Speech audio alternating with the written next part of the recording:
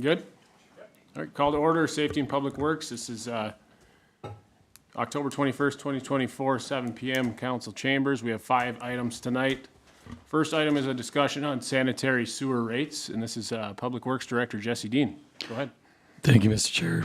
The council requested at the last meeting to have a discussion on the sanitary sewer rates. Attached is a presentation from UFS regarding the rate study that was completed in 2023.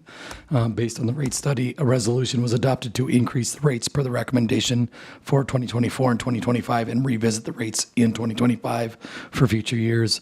As reported at the last meeting, we have encountered multiple unforeseen sewer collapses, and adding the replacement of the Rosewood Quince Alley sewer main, the amount of unplanned repairs totals over $75,000.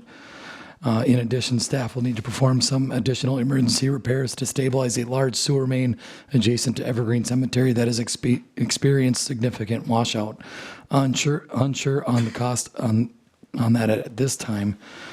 In the study, the capital plan indicated a sewer project for $302,000 in 2024. It was intended that this was to continue the sewer force main rehab work that was started by Rotary Park to the main lift station. Unfortunately, when staff received the report from SEH, the estimate for the project was $1.1 million. Staff held off until future direction could be received by council. However, of the roughly $100,000 in unexpected costs to sewer repair in 2024, there were dollars factored into the rate study based on the $302,000 for that project that was not completed this year. However, staff would like some discussion and direction from the council on how to proceed with the rates and the sewer lining project. Staff has laid out a few options for the council to consider on this agenda item. Yeah, Mr. Chezak? Yeah, Jesse, if we were to say, let's change the rates, anyway, what time period does that actually take effect? When do they start changing on somebody's utility collection fee bill? It would be the effective rate of the resolution. We would need a little bit of time to notify BPU to make those adjustments with the bill, but it would be the effective rate of the effective date of the resolution. So I could say we probably turn that around in about 30 days. Okay. Typically, we've done it as of the beginning of a new year. Thank you. That's all I got for now. Thank you. So we're talking about either adjusting the rates. Well, adjusting the rates is something that obviously we need to consider. And then this force main rehab project, we need to figure out when we can do that. Obviously, we don't want it to fail. It's not imminent right now this year. Hopefully it's good for a few years. But what we need to figure out is how to have the money available when we do that. Looks like we're good this year. That might be more pertinent to your question. Looks like we're good this year for the repairs that have been identified that we need to have done this year. But that fund is getting lower than what's comfortable for what's ahead. So I don't know if tonight's the night we would decide, okay, let's go ahead and put this in the plan, the capital plan 3 years out. But I think it's definitely something we need to decide sooner than later and then figure out how to get those funds in there. So whether we push ahead those rate changes, push it ahead by a year or 2 years, something like that is what I see. I'd rather not do a study because the studies are expensive too. We just did a study. We know somewhat about what the increased amounts are going to be that we need, so we can just add that into whatever we had in the last study. But I think just doing a little math and coming back, in 2 weeks, 4 weeks, whatever we want to do, I think we can get the answers and set that up for success. Does that make sense? Question? Yeah, go ahead, Mr. Chezak.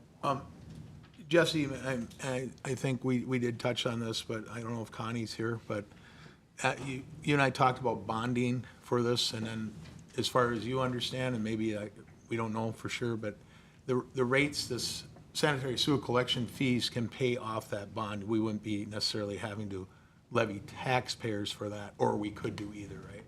We could do either. Okay. You could set it up with the sanitary sewer bond to be paid back by those rates. Okay. I kind of asked that for everybody's information. Right. So.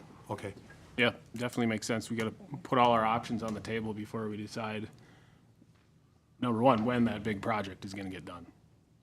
So, I guess I would feel comfortable, and I'm sorry, yes. I would feel comfortable asking staff to, I mean, we're gonna have to do it. And I think staff can come back which year in that 10-year plan we want it. But I would feel comfortable telling them that we need to put it in the 10-year plan tonight, if you would. Question? yeah, go ahead, Mr. Chesney. So did I understand you correctly that you would have been probably moving forward with this to get it done either this year or next year, had the price not been so exorbitant? We had it in the budget for 2024, Yeah. but based on what the cost was on the estimate versus what we had budgeted, we knew we wouldn't be able to afford it in this budget cycle without further direction, especially from the rate side. So there is a need, it isn't like you probably don't want to sit on this too long, is why you wanted to get it done sooner than later, is a fair assessment, maybe? Yes, sir. Okay, so yeah, I don't like kicking these things down the road, so I'd be kind of leaning towards what Tiffany said about getting staff to come back with, is there more details we need? I guess is that that's my question. What more do we need to act on this if we want to move forward with the liner, the sanitary sewer liner project? I don't think I have anything further than that report at this time. Okay. Yeah. If staff could come back with a recommendation with some options on how to change our rates, Funding sources. funding sources, and what year we would like to do that big project, I think that would be good for either our next meeting or the one after, wherever it fits better. I would like to see it, the rate increase, maybe on January 1. Does that make sense? Sorry, Jeff's looking at me like I don't make. I don't know what you mean, see the rate increase. I'm assuming we're gonna do a rate increase because that's the math. And I know we can get it done sooner, but I think January 1st would be my preferential date. Even if we could get it done by December 1st, just because the new year seems like a better time. You're talking about the options staff can give us? Oh, no, I think you're talking about the rate increase. I'm talking about an actual rate increase. Make sure we have our decision before then so that the rate increase can happen January 1st. Yeah, rather than some Oh, other I see what you timeline. Okay. Okay, Well, if we decide to do a rate increase. correct. Fair enough, but All right. the math is, You guys need a motion on that? I don't think so. I think general direction from the council is what's needed. Yeah, there's a few things there, so if you guys want to put it in a motion, that's fine, but otherwise we can move on with staff direction on that. I would just move that we come back with the information that we're asking for, if somebody wants to go through and sort that out, and have that back, I guess, at, probably at the next 2 meetings from now, whatever that'd be, first meeting in December, or end of Second one in November. Okay, Second meeting in November? motion. Do we have a second? second. Motion and a second. Any more discussion? Hearing none, go to a vote. All in favor? Aye. Motion passes. Next item, we have a resolution for improvement 2313, no parking on South Fourth and Willow roundabout area. Again, Public Works Director Jesse Dean. Thank you, Mr. Chair. So staff is recommending adoption of the attached resolution restricting parking on South Fourth and Willow Streets immediately adjacent to the South Sixth Street intersection. As part of the upcoming roundabout project, MnDOT is requiring the city to have a resolution that restricts the area within 260 feet of the intersection as no on-street parking. The current condition does not allow for on-street parking due to the turn lanes, but MnDOT still requires a resolution be passed regardless. So staff is recommending adoption of the attached resolution. Thank you. So really a formality on this one. Nothing's really changing. I would move to approve the staff's recommendation. second. Motion and a second. Any more discussion? Hearing none, go to a vote. All in favor? Aye. Motion passes. Next, we have authorization of an application for the National Scenic Byway Grant Program. Again, Public Works Director Jesse Dean. Thank you, Mr. Chair. So the National Scenic Byway Program is for projects on the National Scenic Byway System, which the Highway 210 Lum Park Pedestrian Bridge is located on the Minnesota Great River Road Byway. SRF has provided a proposal for just under $10,000 to prepare an application for this grant on the city's behalf for the pedestrian bridge project. In addition, MnDOT offers a program that provides up to $30,000 towards assistance with hiring consultant firms to apply for federal IIJA grant programs. So staff is recommending authorization for SRF to apply for the NSBP grant for the pedestrian bridge project for $1 million, conditional that the city be awarded the MnDOT technical assistance funding to cover the cost of the application by SRF. Thank you. I think it's a good idea. We're looking for all sources of funding to get this pedestrian bridge done without having to go into our levy or any taxpayer dollars directly from the citizens of Brainerd. Move to approve. Second. Motion and second. Any more discussion? Hearing none, go to a vote. All in favor? Aye. Motion passes. Item number 4, we have item regarding the direction for Paradigm Auto code violations. This one is Community Development Director James Kramvik. So James, I'll have you introduce this. I think we have individuals here that might want to speak on that. So we'll have them speak on that afterwards, and then if there's any questions, we can go from there. Thank you, Mr. Chair. So City Council decided to table this item until tonight to give Paradigm Auto's owners, Al Schmidt, a chance to speak about the U-Haul business. As outlined in a previous letter in 2016 from former city planner Osgarden, Mr. Schmidt was aware that the code allowed for 7 spaces for U-Haul parking and then it must be paved. Staff did receive a complaint this spring about multiple U-Hauls parking on the grass and looked back at the property in our Laserfish, which has recorded letters in there and found the previous correspondence. Staff did meet with Mr. Schmidt and provided options in which he indicated that it would be too expensive to meet the requirements. So Mr. Schmidt, as you had stated, is here to speak tonight, and staff is seeking direction on how to proceed with the cases. Thank you. We have an individual here. Just name and address when you get up to the microphone. Make sure the green light is on the microphone first. I'm Al Schmidt. I live in Baxter, 11573 River Vista Drive in Baxter. I'm the owner of Paradigm Automotive and the U-Haul there. And I guess what I'm trying to do is get clarification on this whole situation. As we know, the parking lot to my building and that lot next door that I have never been paved. Even when the city was using that building, it was never paved in there. So I was trying to figure out, because the city ordinance says asphalt, concrete, or pavers. Okay, that's what it says the usage are. But it doesn't say if it's crushed asphalt, crushed concrete, pavers, everything kind of floats down through pavers. So if you're looking for something that's hard surfaced and has runoff, then you're going to have concrete or asphalt. But if you're looking for something that's going to fit the needs and kind of, I guess, in my interpretation of the rules or the ordinance, would fit the ordinance, crushed concrete or crushed asphalt, and put that in and take and, steamroll it over and make it nice hard packed on there. The 3 options that I was given, I've got 4 options, I guess. And the first one was do nothing and have 7 units on my lot, which is very hard to control because I've got no say over what's coming in from U-Haul. And when we're gone on a weekend, they just bring them in. And a lot of times what's been happening, and I've been working with U-Haul on this for the last month, they just come in and they're not even supposed to come to us. Okay, they're supposed to go to a different U-Haul dealer, but because we're so central, they just come in and they drop it off and they park wherever they want, type deal. So on Monday morning when we come in, I've got 2 people who just go out there, start moving vehicles and checking them back in, trying to get them all back somewhat, in a line, if you want to call it that.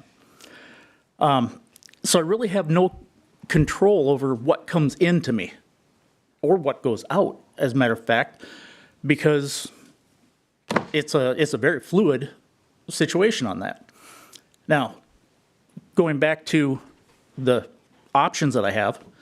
The second option, which was, 15% of, and it's actually 8,000 square foot building, but, 15% is gonna be about 1,800 square feet. Put that in, but that really doesn't do anything for us other than, okay, well, now we can take those same 7 units that we've got and park them on the tar instead of in my parking lot. Okay, that's all that really does for me. The other one is to rezone to an ME, okay? But then it says in the ordinance that if I rezone to ME, not only do I have to have it hard surfaced, I have to put up a privacy fence around it, okay? You have to have a wastewater pond, all that. And I'm trying to figure out a balance here between best usage and fiscal responsibility, okay? And right now, to do that on an ME, I've even talked with the mayor about this. If you got to put up a fence around it, especially where we're at, it's going to look like a junkyard. Okay, it's going to look like somebody's got a junkyard in there and is just putting all that. The second thing is the fence isn't going to do anything because the U-Hauls are taller than the fence. So no matter what, you're still going to see the U-Hauls there. Okay, so having a fence around it really just doesn't make sense, in my opinion. The other thing is the wastewater storm pond. What we were told is probably seven years ago by now. We had somebody come over there because we were going to take, and we were looking at putting down asphalt at the time. Well, things have changed, economically, but they had said that because of the lot where it's at, and this is what I was told, okay? I don't have anything to back it up, but it does make sense.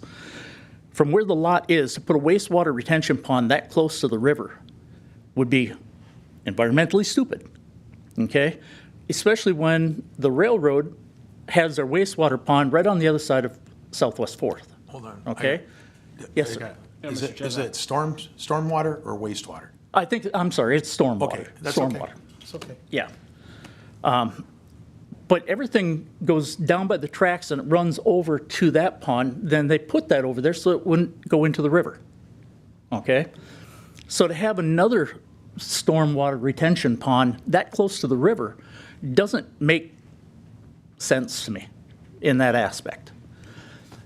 The other thing that I really want clarification on is why does it, if it says concrete or asphalt, why does it have to be poured concrete or asphalt put down with a hot asphalt mix? Why couldn't we use a crushed granite, crushed asphalt, if you can find it? Right now, it's very hard to find crushed asphalt, but crushed concrete is readily available. And we could take and put in there crushed concrete in there and have it rolled out and make it very nice and very usable in there. And if we had to for dust control, which the rest of the lot is basically sand, but for dust control, we could actually go in there a couple times a year and just put down calcium chloride, like they do on the dirt roads and all that to control dust. And that would take care of the dust control on it. But if it's where we have to put hot asphalt in, then we're going to have to go through rezoning, conditional use permit, all that stuff in order to park anything over there. And I'm still I'd be allowed 8,000 square feet to match the size of the building that I've got. That would work for us, and we could put down that 8,000 square foot of crushed concrete without being fiscally irresponsible on it. And we could, as best as we can, I can't say that it would be all the time, but the best we could try is to keep all the vehicles on that crushed concrete.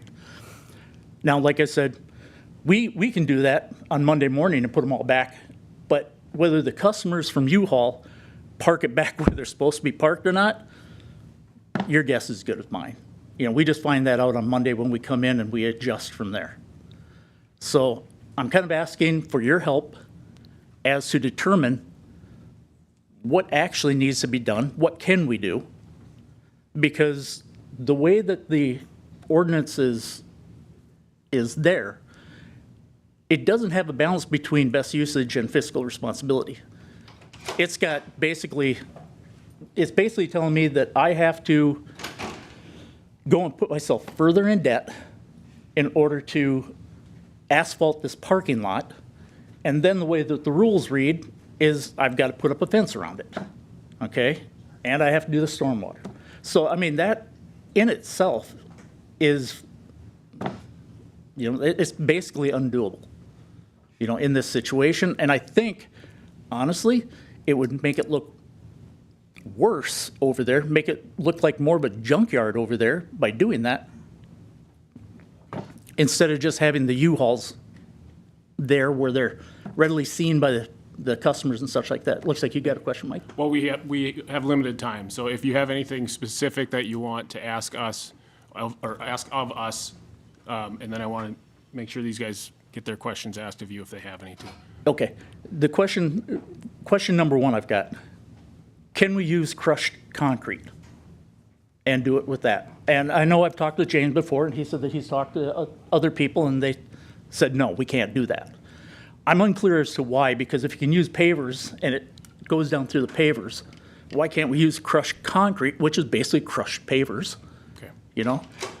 And then do our responsibility of putting some calcium chloride down if anybody's messing about the dust control. So that's one. Okay. The second one is, if I'm forced to go and do the rezoning and such like that, are you guys, is the city going to work with me on it as far as the fencing and the stormwater retention and such like that? Because those two things right there just don't make sense. In this application, they don't. I think it would be a worse case to put the fence up around it than anything. Okay. Thank you. So those questions, we refer to these guys, The staff knows our code. It's all gone through planning commission. If you want variances, typically in a situation like this, when you show up here, we would be discussing a variance or some type of conditional use permit. We want people to operate their businesses in the city, but they have to follow code. Everybody has to follow what our code is. So whatever that is, those are questions for these guys. I guess what I've been, I'm sorry. They can come to us to see if we want to verify that or change anything that. Okay, has to do with so- it. But it has to be specific. We're not gonna figure that out tonight. We have about 7 minutes before we have to start the council meeting. Got it. So in my eyes, this has been going on since 2016, and really nothing has changed. So No. we need to figure out the best way for you to either get in to within the lines of what our code is, or you have to move it to somewhere where you can operate that business And- better. And I offered it up at the last meeting. I don't know if it's worth discussing. We don't really have time to discuss it at this point, but we can discuss it at some other time, that we could do a land swap with some other city land where it would be easier for you to do that, where you would trade that property with the city, and maybe we can make it easier for you and more affordable in the long run.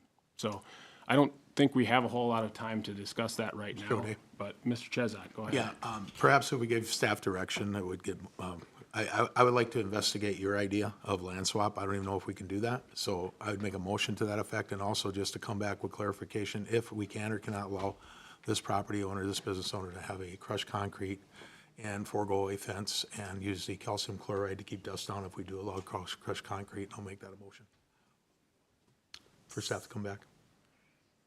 Second. We have a motion and a second. Any more discussion? I just have one quick question here. Do I need to go through you, James, for a variance? You have variances or requesting a code change. Yep. To change how, maybe we have a specific thing to U-Haul rentals or like vehicle rentals, something like that. Code changes, rezoning, variances, that'd be through our office. Okay, I'll get with you later this week. Any more discussion, you guys? I think that while we want to support a wide variety of businesses in our community, some places are not conducive to certain types of businesses. And so maybe some sort of moving this to someplace else might be better. Mr. Chair. Yeah, Mr. Chesney. And to Tiffany's point, it appears by listening here, I don't, if this was something to just say, okay, we have a property, they want to have a business like this, I know this has gone through some zoning already, but I don't think this would pass muster if it came out of the gate looking like this. So we have, and what, not to speak for you, but we got to be cognizant of all property owners and how they Right. follow code. We can't just start making exceptions. So that's kind of where we're stuck with here. So I don't mind exploring the option you gave. Thank you. Any more discussion? Hearing none, go to a vote. All in favor? Aye. Motion passes. Thank you for your time. Thank you. Last item we have for Safety and Public Works, we have Brainerd Community Action requesting semi-permanent statues in the right-of-way. And this one is, again, Public Works Director Jesse Dean. Thank you, Mr. Chair. So staff has received a request from Brainerd Community Action to install 5 to 6 semi-permanent cookie-themed statues in downtown, beginning before the lighting ceremony in late November until after the new year. Community Action would like to partner with sponsors to fund the project and local artists to decorate the installations. Attached are some mock-ups and example images of what the installations may look like. Dave Bedeau, the executive director of Community Action, is also here if you have any questions in regards to the proposal. But staff is recommending approval of the request to install the semi-permanent statues in the right-of-way in the downtown area during the time requested.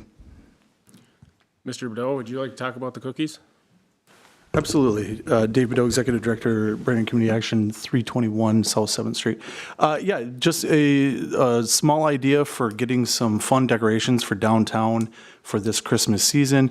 We've been working with some artists on figuring out how it would potentially work, and we think we could make it work pretty easily. Obviously, with the semi-permanent nature of the sculptures, longevity would kind of be the issue that we'd be looking at, but we would keep an eye on them and make sure that if anything does happen to them, we're either trying to get them repaired or have them removed so that they're not unsightly. But goal being to have them up for the tree lighting, carry them through the new year, and then remove them. And then hopefully it would be something that we could expand from year to year. But we want to start off with 5 or 6 of them. Mr. Chair, Yeah, Mr. who's Chesney. installing them and removing them? So we would operate in terms of placing them. We would want to work with the city and figuring out where the city would like them. They will be concrete base, and then the structures themselves are created from foam, and then it's a coating. It's not quite fiberglass, but a coating that goes on top of it there. So they should be very durable and then pretty heavy. So we shouldn't be too concerned about people running off with them. If they do, if somebody wants a cookie that bad, guess they can have one. Thank you. I'm not gonna lie, at first I thought these were permanent, and then I had to reread it again. So I thought it was a joke at first, but I like this idea. I think it's good for the Christmas season. We can always add more of that stuff downtown, makes it fun, especially for The the mayor kids. would be proposing a joke? Yeah. Never in my life. I would Permanent never do cookie such a thing. Statues downtown. I mean, it's unique, but, no, I like this project, so I have no problem with it. I'd move to approve with my second. blessings. Motion and a second. Any more discussion? Hearing none, go to a vote. All in favor? Aye. Can't wait Motion to see 'em. passes. Thank you. And